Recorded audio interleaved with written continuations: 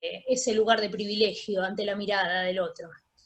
Entonces, cuando hablamos de diversidad corporal y cuando hablamos de identidad corporal, es interesante pensar que la identidad corporal se nos juega muchas veces en lo cultural o, digamos, en lo mainstream, es decir, en la divulgación, como solamente en una cuestión de orientación sexual o de género. Y sin embargo, tenemos identidades corporales que son señaladas constantemente de manera invisibilizada en el discurso. Cuando te dicen qué linda que estás, por qué flaca que estás, hay un señalamiento de una identidad corporal. Lo mismo cuando las personas activistas gordas decimos mi identidad es gorda.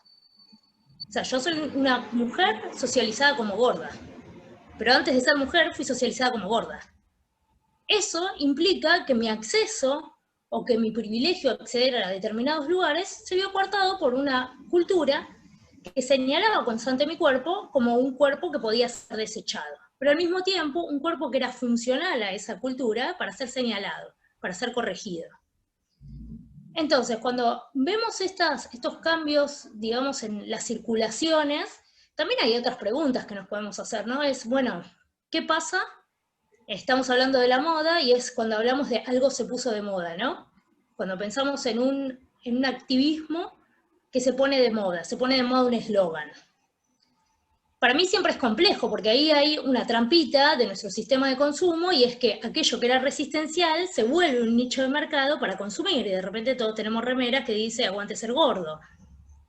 Entonces, esos lugares también son complejos dentro de las luchas políticas porque tenemos que ver cómo enmarcamos esas micro y macro intervenciones para que la cuestión no quede meramente en un eslogan y sí en políticas efectivas de inclusión social.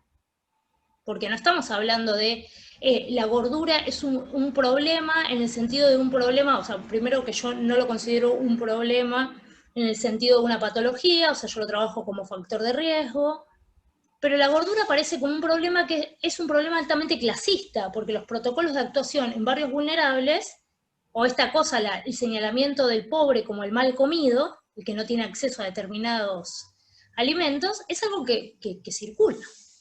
Es algo que circula y se sostiene. De hecho, los protocolos de asistencia en barrios vulnerables o en barrios de clase media alta son los mismos.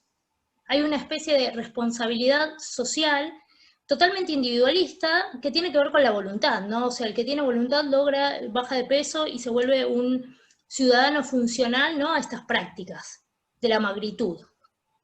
Y el que no, queda por fuera. Tiene una vida no vivible, una vida invisibilizada. Invisibilizada, pero señalable. Y eso me parece como algo muy interesante para pensar la interseccionalidad, ¿no?, respecto de los cuerpos en general, porque es esto, o sea, no son violencias que se suman, sino que se estratifican. O sea, ¿qué es lo primero que ven cuando ven mi cuerpo? Esa es una pregunta que podría uno hacerse. Lo primero que ven es si está de acuerdo a esos modos de reconocimiento vigentes o no. Entonces yo me puedo decir, no sé, unicornio multicolor, esa es mi identidad, pero salgo afuera y nadie me van a reconocer por las identidades que están reconocidas, inscriptas en la cultura, y no por cómo yo me quiero decir unicornio multicolor. Entonces, ahí lo que empieza a pasar también es que hay una cuestión con la noción de identidad, que no es solo la identidad, sino cómo los modos de reconocimiento funcionan para valorizar esos cuerpos y esas experiencias vitales. Y ahí me parece que es interesante empezar a pensar o desaprender esa noción de cuerpo tan pegada a la mercancía. El cuerpo como una mercancía es un cuerpo que porta un valor de uso y que está asociado a la productividad claramente. Entonces, cuando yo veo a DAB haciendo una campaña inclusiva, poniéndole el nombre de mujeres reales, y yo, a ver, no lo veo como una victoria para los movimientos gordes. Lo veo también como una amenaza de banalizar una cuestión que es profundamente violenta y que no solamente se ancla en los estereotipos de belleza, sino en prácticas disciplinantes que practicamos todos, todas y todes. Entonces, eso es como interesante para pensar, o sea, ¿cuál es el nivel de responsabilidad comunitaria o individual, si ustedes lo quieren? O sea, yo pienso lo comunitario como algo más potente, más político, en el sentido de qué recuperamos y qué pasa, ¿no? Esto de las redes sociales. Yo digo, bueno, las personas se expresan, qué sé yo, pero no creo que redes sociales como Instagram, que automáticamente con el algoritmo te bajan publicaciones como Ana Hart, como Beltrán o como Gordo y su Recta, o sea, hay un montón de gente que tiene problemas con sus cuentas, o Lara del Mal, y de hecho han detectado que la publicación de panzas hace que automáticamente esa cuenta sea baneada o sea bajada, y que todo ese trabajo, ¿no?, de visibilización de cuerpos no hegemónicos sea básicamente como expropiado, vamos a decirlo así. Y por el otro lado, también el peligro de la positividad corporal en el sentido de generar nuevas jerarquías, pero ya entre los gordes, donde haya gordes que sean valiosos por ser bellos, por encarnar de alguna manera esas normas, ya sea en su rostro, en el rollo photoshopeado o algo así, y otros que no. Entonces, hay un montón de discusiones que tienen que ver con eso, o sea, que empiezan como a ingresar en el campo de, digamos, de la discusión pública, en el sentido de esto, de, bueno, ¿por qué ya no nos parece aceptable que Jimena Barón muestre una foto en la que parece que está padeciendo un trastorno de la conducta alimentaria? Y capitalizándolo desde un lugar de los transfeminismos. ¿Por qué no nos parece correcto eso ya? Porque claramente vemos una operación mediática sobre eso. O sea, no vemos cualquier cosa. Lo mismo cuando incluso alguien de, digamos, vamos a decir, del mismo ámbito, ¿no? Oriana Sabatini responde diciendo, che, bueno, yo tuve un trastorno, pero lo hace desde un lugar privilegiado de la voz. No lo hace un activista borde. Por eso, esas son algunas de las discusiones que han salido en este último tiempo. Y que se han incrementado en esta virtualización del cuerpo. No sé qué más decir. Ya, perdón que estoy como, vengo como...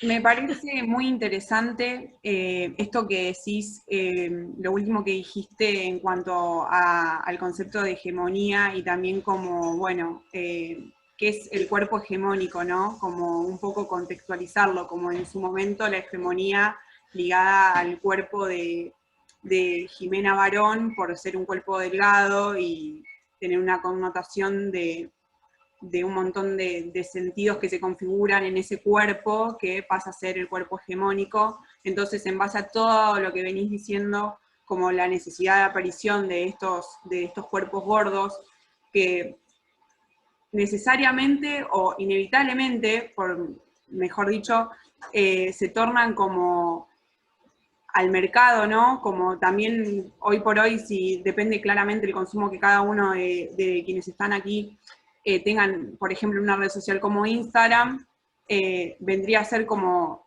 la hegemonía. Y yo creo que también una cosa que me parece como necesaria en poner en discusión, como también el reconocimiento de otras pieles para visibilizarlas, y tiene que ver también cómo, bueno, la sensibilidad que maneja cada uno de los seres humanos, digamos, como consumidores y como agentes un poco de cambio, que quizá es un concepto que maneja mucho Lu y que me parece como también interesante para poner en cuestión esto, de que, bueno, o sea, es como, ¿cuál es el tipo de consumo en torno al cuerpo que tengo que hacer?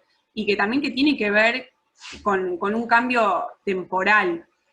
Por ejemplo, Kenia leía un poco un posteo que hiciste hace un tiempo en esto de qué es ser negra y también como qué es ser negra dentro de un espacio tan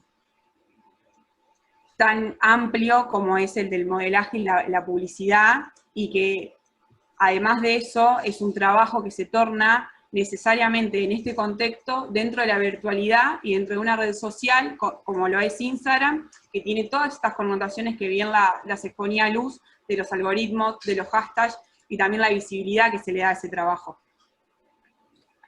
Hola chicos, mi nombre es Kenia Pinto y quería como comentarles algo que es como importante para mí, es decirle que yo no soy argentina, yo soy venezolana y tampoco soy activista afro, pero vengo a contarles o a participar de parte de desde el punto de vista de mi experiencia como persona y mujer negra en una sociedad tan racista como la Argentina, ¿no? ¿Y por qué digo una sociedad tan racista como la Argentina? Sin sin que nadie se sienta ofendido por esa frase, pero nada más decir que en Argentina no hay negros es lo más racista que puede existir en la historia, ¿no? Es invisibilizar a toda una comunidad, a todo un grupo que existe y que vive y que paga sus impuestos en esta tierra, ¿no? A mí me causaba un poco de conflicto hablar sobre esto como inmigrante, sobre todo precisamente por eso, porque me sentía desde un lugar muy poco privilegiado,